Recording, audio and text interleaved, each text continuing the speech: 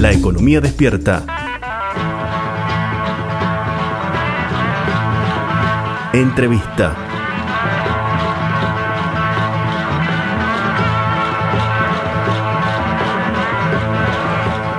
Para hablar sobre la dinámica de los precios vamos a tomar contacto con un hombre que está en las góndolas, que está en la medición permanente de los precios de la canasta básica. Estamos en comunicación telefónica con el fundador de la organización Consumidores Libres, representante de esta organización de defensa de los derechos del consumidor y exdiputado nacional, el doctor Héctor Polino. ¿Cómo le va? Muy buenos días, Héctor. Javier Vicen nos saluda desde Río Cuarto.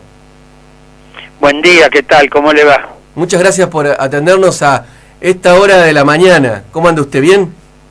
Bien, bien, es un gusto hablar con ustedes. Bueno, decíamos que el gobierno festeja que el IPC de abril dio 3,4%, festeja porque nos dice que se cortó con la dinámica de incremento tras incremento en el índice. Ustedes desde su organización, ¿cómo ven esto? ¿Está en lo cierto el gobierno? Mire, tener una inflación en un mes del 3,4%, realmente, si estuviéramos con gobernantes serios y responsables, tendrían que estar sumamente preocupados, porque es una inflación muy, muy alta. 3,4% promedio en el país. En la ciudad de Buenos Aires, de acuerdo al INDEC, dio 3,7%. Y a Consumidores Libres, el relevamiento de precios de la canasta de alimentos, solamente alimentos, en la ciudad de Buenos Aires, el mes pasado nos dio 4,23%. Bolivia, en el año, tiene una inflación del 1,8%. Japón, en 4 años, tiene un porcentaje de inflación menor que lo que la Argentina tuvo en un mes. De modo que, por supuesto que si comparamos con el mes anterior, que fue un poco superior, bueno, pueden estar satisfechos, pero realmente es una verdadera desgracia nacional tener una inflación en 30 días del 3,4% promedio en el país, ¿no? Héctor, del relevamiento que ustedes hacen, me decías que la canasta de alimentos fue superior al 4%. ¿En qué bienes se nota más eso? ¿En los lácteos, en las harinas, en la carne? ¿Dónde lo ven ustedes más al aumento? ¿O es generalizado? Y bueno, en distintos productos. Por ejemplo, en el mes de abril, los que más aumentaron fue la naranja, fue el té, la manteca, el queso, la carne vacuna, el azúcar, los distintos productos de consumo masivo por parte de la población, ¿no? Héctor, una consulta. Uno cuando ve estos números inflacionarios que son altísimos, que son preocupantes, y realmente se pone a ver el panorama, parece muy difícil encontrar la vuelta a esto. Ustedes, de su organización, también desde su trayectoria, ¿qué propondría para ponerle fin a esta preocupante inflación, cierto? Mire, en la Argentina, en buena medida la inflación es una inflación de costos. ¿Qué significa esto? Que el gobierno dejó libre el precio de los combustibles a partir del 1 de octubre del año 2017. Esa medida es un verdadero disparate, porque tiende como objetivo claro favorecer a las empresas petroleras, pero perjudica a 44 millones de argentinos. ¿Cómo es posible que se deje libre el precio de las naftas y el gasoil? ¿No es luego la estación de servicio la responsable de estos aumentos? Son las petroleras. ¿Cómo se deja libre el precio de los combustibles? ¿Cómo el Estado no interviene para regularlos? Sobre todo cuando YPF concentra el 56% del mercado. En un país como la Argentina, que tiene la superficie territorial casi de un continente, 3 millones de kilómetros cuadrados, se calcula que la logística incide en la estructura de costos de una canasta de alimentos promedio en un 35%. ¿Cómo es posible que usted pretenda quitar subsidios en las tarifas de los servicios públicos, del agua potable, la energía eléctrica, el gas natural, el transporte público de pasajeros, en 3 años y medio, subsidios que estuvieron vigentes durante 12 años? En todo caso, debió haberlo hecho de manera más escalonada, de manera más gradual. ¿Cómo es posible que usted dolarice las tarifas? Si usted dolariza las tarifas, indudablemente todo eso modifica las estructuras de costos de las industrias que elaboran los productos y de los comercios que los venden y los trasladan a precios. Y luego en las estructuras de costos hoy hay un rubro muy importante, se denomina por las dudas. Como nadie sabe cuál es el precio que va a pagar de un producto que vende hoy, el comerciante por las dudas va remarcando. Y lo mismo sucede con el industrial, porque no sabe a qué precio va a comprar la materia prima para elaborar el producto que hoy está fabricando y luego vendiendo.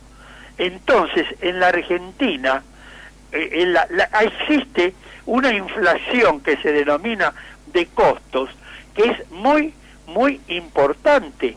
Y esa inflación de costos se debe única y exclusivamente a las medidas que ha venido tomando el Poder Ejecutivo Nacional a lo largo de estos 3 años y medio de gestión. Estamos dialogando con don Héctor Polino. Héctor, hola. Sí, lo escucho, Héctor. Usted dice cómo es posible, yo le tomo la pregunta que usted se hace y nos hace. ¿Cuál es su opinión? ¿Por qué ocurre esto? ¿Por qué el gobierno ha tomado estas decisiones? Porque el gobierno tiene una clara intencionalidad, que es favorecer a los grandes grupos del poder económico, a las empresas petroleras, a las mineras, a las cerealeras, a los bancos, a las financieras, a las empresas de gas, de electricidad. Cuando uno analiza los balances de esas empresas, las ganancias que tuvieron son realmente escandalosas, y el nivel de los salarios de los trabajadores no aumentaron en la misma proporción en que aumentaron los precios. Los haberes de la clase pasiva, de los jubilados y pensionados, no aumentaron en la misma proporción. Por eso es que hay un proceso recesivo paralelo a este proceso inflacionario. En diciembre del año 2015, un trabajador destinaba el 6% de su salario, del salario mínimo vital y móvil, a pagar las tarifas de agua potable, energía eléctrica, gas natural y transporte público de pasajeros. Hoy destina el 28,5% de ese salario mínimo vital y móvil. De modo que hay una pérdida, sin duda, en el poder adquisitivo del salario de los trabajadores. Y hoy tenemos, por un lado, un proceso inflacionario muy alto que ubica a la Argentina en el 3er lugar en el mundo, solamente superada por 2 países, y al mismo tiempo un proceso recesivo muy importante que afecta fundamentalmente a la pequeña y mediana empresa, que afecta a los trabajadores, a las cooperativas, a los jubilados. Héctor, Y usted en hacía... cambio, Sí, ¿cómo? lo interrumpo, Héctor. Usted hacía referencia a las empresas. Desde Consumidores Libres, la organización que usted representa, habitualmente llevan distintas acciones para la defensa de la competencia. ¿Hay colusión en las góndolas? ¿Hay concentración en el mercado argentino, fundamentalmente de la distribución y lo que ocurre en el sector supermercadista? Si son pocas empresas que se ponen de acuerdo, que se llevan una gran porción de nuestros ingresos. ¿Qué está sucediendo en este sector con la concentración? mire, 5 grandes cadenas de supermercados, de los cuales 4 son de capital extranjero, concentran el 70% de las ventas minoristas en el país. 28 grandes empresas, todas incluso de capital extranjero, concentran el 80% de la producción de los artículos de la canasta básica de alimentos y artículos de limpieza. Hay una enorme concentración y extranjerización de la actividad económica. El Congreso Nacional aprobó en el mes de mayo del año pasado un proyecto de ley que tuvo origen en diputados del oficialismo, que crea la ley, que sanciona la Ley de Defensa de la Competencia y que crea un Tribunal Nacional de Defensa de la Competencia. La ley fue aprobada en el mes de mayo del año pasado. El Poder Ejecutivo la reglamentó a los 15 días. Ya ha pasado un año y no se creó el Tribunal Nacional de Defensa de la Competencia. Uno ve otros países, por ejemplo, y no me voy a ir a un país de planificación central, ni nada que se le parezca, ni a China. Ve Estados Unidos, donde Estados Unidos hay un control de la competencia y aquellas empresas que tienen una gran porción del mercado le exigen dividirse, le exigen vender una parte del negocio. ¿Por qué en Argentina eso es imposible? Usted dice, no se creó el tribunal. ¿Por qué no podemos tener una ley de defensa de la competencia que efectivamente nos proteja? Porque no hay voluntad política, porque hay connivencia de los altos funcionarios del Poder Ejecutivo Nacional con esos grandes grupos económicos.